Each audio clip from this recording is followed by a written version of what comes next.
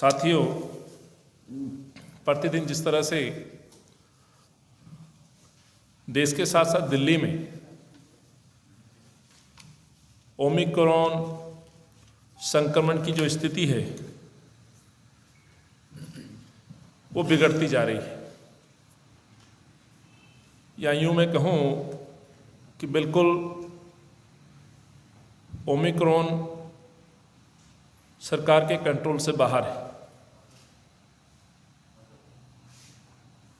और ये केवल ऐसा नहीं कि ये कोई आरोप है। हम प्रतिदिन जब सुबह समाचार पत्र पढ़ते हैं तो उसमें लगातार ओमिक्रॉन से संबंधित खबरें दिखाई देती हैं। तमाम समाचार पत्र ओमिक्रॉन के हालात से बिगड़ती हुई स्थिति से भरे हुए हैं। ओमिक्रॉन पे या यूँ कहूँ कोविड संक्रमण पे जहाँ जितना काम सरकार को करना चाहिए शायद उतना काम सरकार नहीं कर पा रही। यही कारण है कि इसकी ओमिक्रॉन की रफ्तार या संक्रमण की रफ्तार बहुत तेजी से बढ़ रही है। और जो संक्रमण की स्थिति दिल्ली में है अभी, आप इसी का अंदाजा लगा सकते हैं साथियों कि पिछले 1 या 2 तारीख से लगभग 15-16 दिनों में जिस तरह से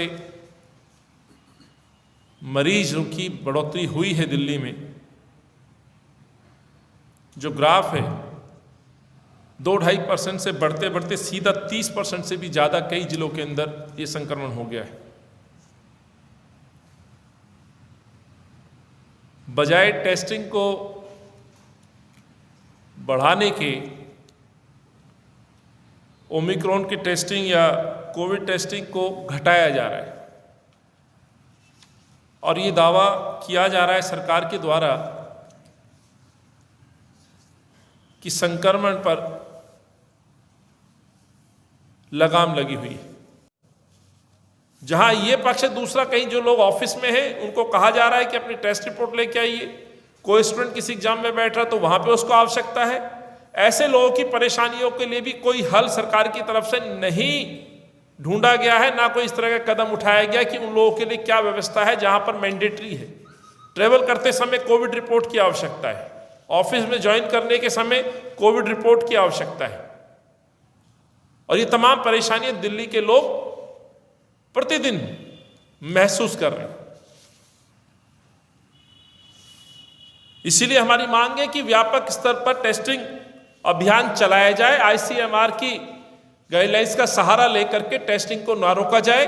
सच यदि हम स्वीकार करें, सच का सामना करें, तो मैं समझता हूं संक्रमण के खिलाफ हम लड़ सकते हैं और जीत सकते हैं।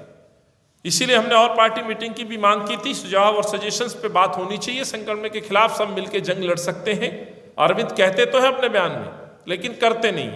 अपने तानाशाही रवैये की वजह से आज दिल्ली एक बार नहीं 3-3 मर्तबा भुगत रही है। 50,000 से ज़्यादा मौतें पिछले लहर में हुआ।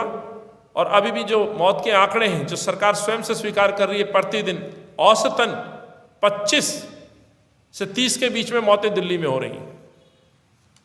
एक बड़ा गंभीर सवाल है, सोचने का सवाल है कि सरकार आखिर कब जागेगी। अरविंद केजरीवाल कब जागेंगे, कब अपने टूरिज्म को खत्म करके दिल्ली पे काम करेंगे।